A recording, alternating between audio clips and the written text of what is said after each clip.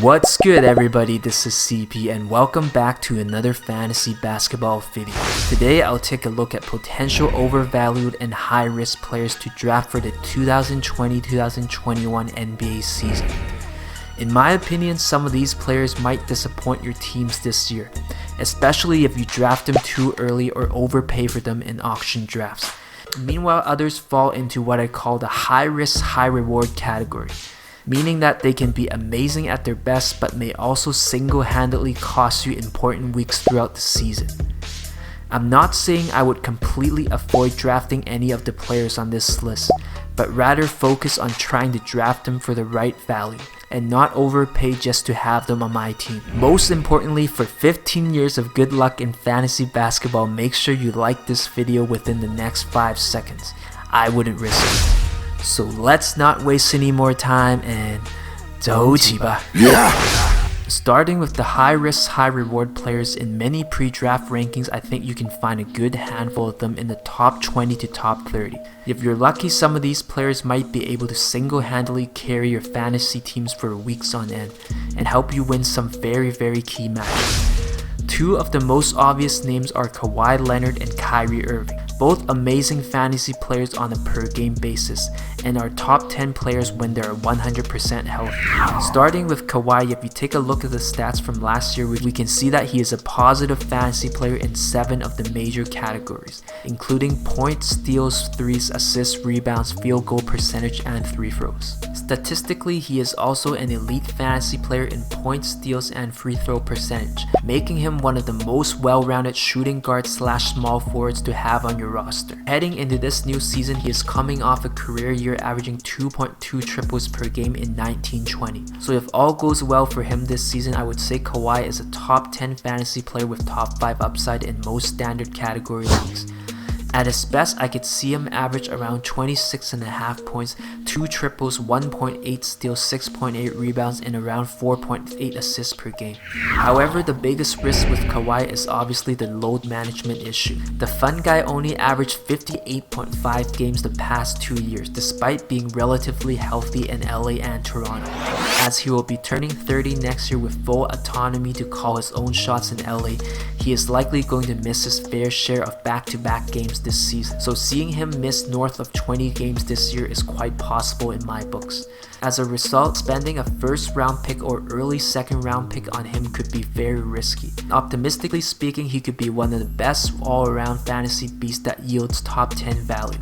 On the other hand, granted that he doesn't suffer any major injuries, he could only show up to only 65 to 70% of the games and cost you some very important games due to load management. Moving on, Kyrie Irving of the Brooklyn Nets is another high-risk, high-reward player who can either help you lose or win many of your leagues this season. And in my opinion, he is still one of the most efficient scoring guards in fantasy basketball. For example, in his last 2 seasons, Kyrie averaged 19.65 field goal attempts per game and managed to maintain a very respectable 48.25 field goal shooting percentage. As a high-volume scoring point guard, those are rather impressive numbers. And with KD in the picture in Brooklyn this year, Kyrie might be the benefactor of a lot more easy looks this year, perhaps making him an even more efficient fantasy scorer and possibly averaging 30 points per game for the first time in his NBA career. Statistically speaking, Kyrie is also a huge positive influencer for fantasy teams at the line. With a career average of 87.7% and a career high of 92.2 last year, he is easily a top 10 player in free throw percentages. He also gets to the line at a decent rate, coming off a career high 5.1 free throw attempts per game last year. So getting those 5 extra shots for you each game not only helps you in free throw percentage but also in points per game as well. Like Kawhi, Kyrie is another rare fantasy beast that can contribute positive numbers in 7 of the major categories, with rebounding and steals as his only weakness. But to be totally honest, you don't draft Kyrie for those stats, but rather the upside he brings in the other 7. Now moving on with the bad. Since entering the league in 2011, Kyrie has never played a full season of basketball in 9 years. In fact, he has only played more than 70 games per season 3 times in his entire NBA career. He will be turning 29 next year, and the Nets might give Kyrie some nights off, given how they can now rely on KD KD to carry the team as well. So if I was a betting man, I would say that he missed at least 15 to 20 games or maybe even more with the COVID situation. Obviously, I could be wrong. So on the flip side, if Kyrie slips in your drafts and you can get him for fair value, he can definitely peak at the right time. If luck is on your side and if you're able to catch him at the right time, he is capable of helping you demolish your opponents, especially in points, assists, steals, and triples. And most importantly, not hurt you in field goal percentage like so many other fantasy point guards do so often. Moving on, Kevin Durant of the Brooklyn Nets is another player I have on my high risk, high reward list heading into this season. He's also a bounce back candidate I really like, especially if I can land him at a fair price. Before going down with the ACL injury, Durant was easily a top 10 fantasy player. Back in 2019 with the Golden State Warriors, he averaged 26 points, 6.3 rebounds, 5.9 assists, 1.8 triples, and 1.1 blocks per game. At his best, Durant is a dominant fantasy god who can put up numbers in pretty much every major fantasy category. Heading into this season, he joins a Brooklyn Nets team with another dominant fantasy player in Kyrie. As discussed before, there is always a huge question mark around Kyrie's availability. So if Kyrie plays less, KD might have to play more and mad carry the Nets and possibly blow up as a fantasy player. At the same time, we can't forget that KD is coming off a very tough injury of his own.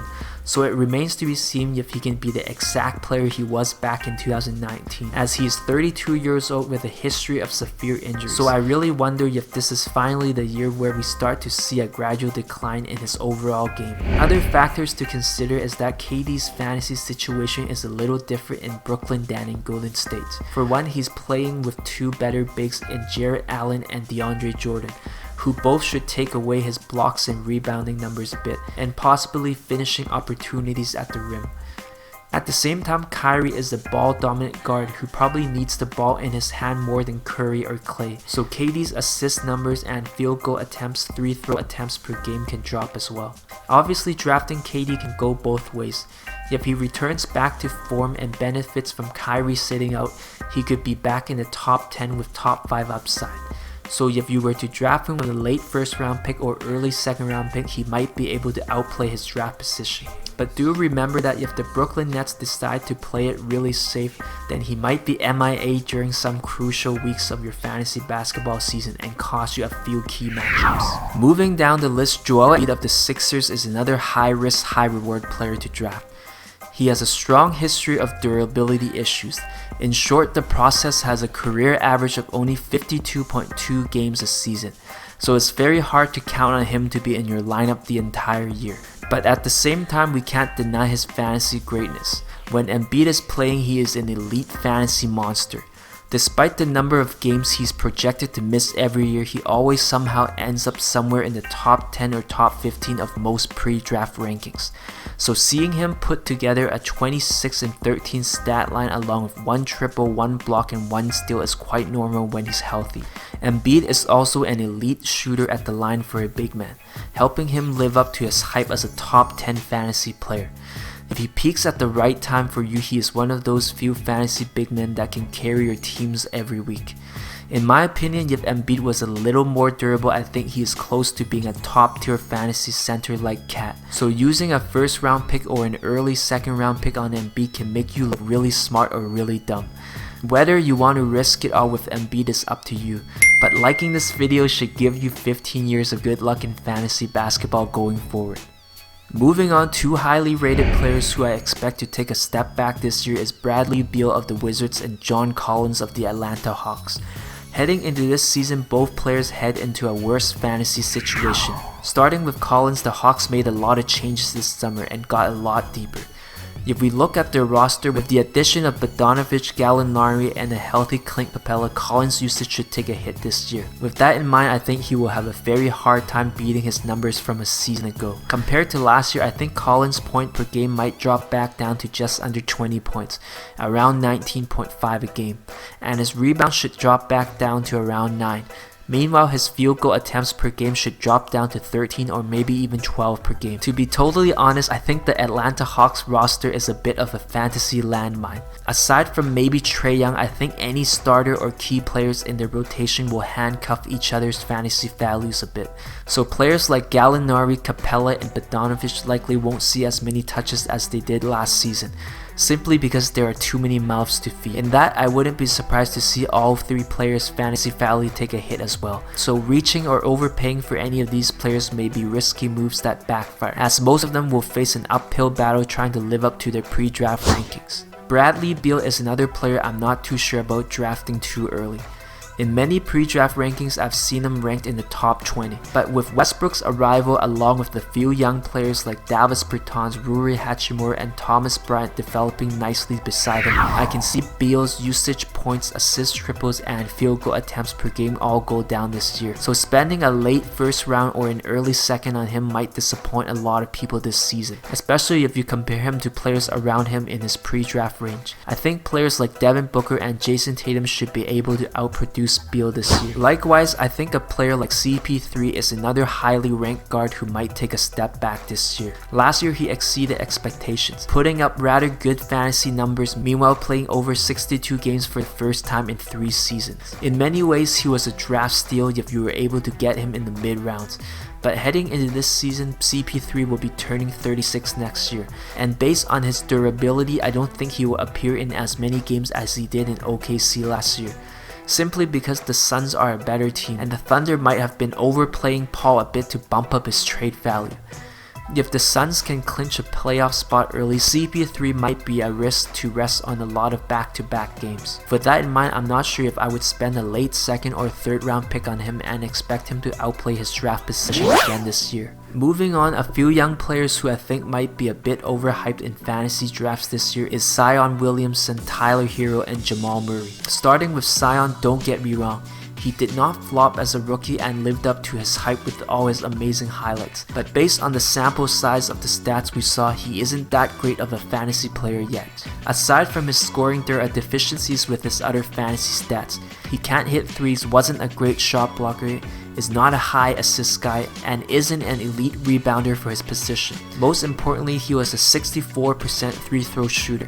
Assuming that he gets to the line even more this season, perhaps 9 to 10 times per game, and his shooting doesn't improve, I think having him on your roster puts you at a huge disadvantage in that category. So personally speaking, I'm not sure if I would spend a second round pick on him in most category leagues, unless punting free throws was my strategy. I could be totally wrong, and I actually want him to improve this year, because I do have him as a keeper in a few leagues. But if Zion's shooting and counting stats don't improve this year, then when he isn't scoring, then he isn't really doing much for your fantasy teams. I still think Zion has a bright future in the league, but I'm not too sure if we can see him develop into a well-rounded fantasy player as early as this season. Currently, Yahoo ranks have him around the top 30 in most standard leagues, but I would be a little bit more comfortable drafting more proven players like Bam Adebayo or DeAndre Ayton at that range. Moving on, Tyler Hero is another player I feel like could be a bit overhyped this year. He had a decent rookie season and an even more impressive run during the NBA restart. He averaged 16.3 points, 5 rebounds, 3 assists, and 2.2 3-pointers in 32 minutes of play per game, while shooting 45% from the field and 90.7% from the charity stripe. Those numbers are rather impressive, but in years past we have seen players not being able to sustain their strong playoff performance the following season. A good example that comes to mind was Jason Tatum a few years back. So going into this year, I think Hero's role with the Heat will definitely grow, but from what his stats show, when he isn't scoring or hitting threes, he doesn't really contribute much in other fantasy categories and is actually a negative player. Unless he significantly improves his scoring to over 20 points and add in better stats in other categories, I have a hard time seeing him break into the top 100 this season. So spending an early pick or reaching for him based on his playoff hype might backfire in a bad way. If you have any questions or comments, make sure you share them below. I encourage all my viewers to share their ideas, as I hope the comment section is an area where everyone can interact and help each other win their fantasy leagues this year. Also, before you watch my other fantasy videos, make sure you subscribe right now, and I'll love you forever. I promise.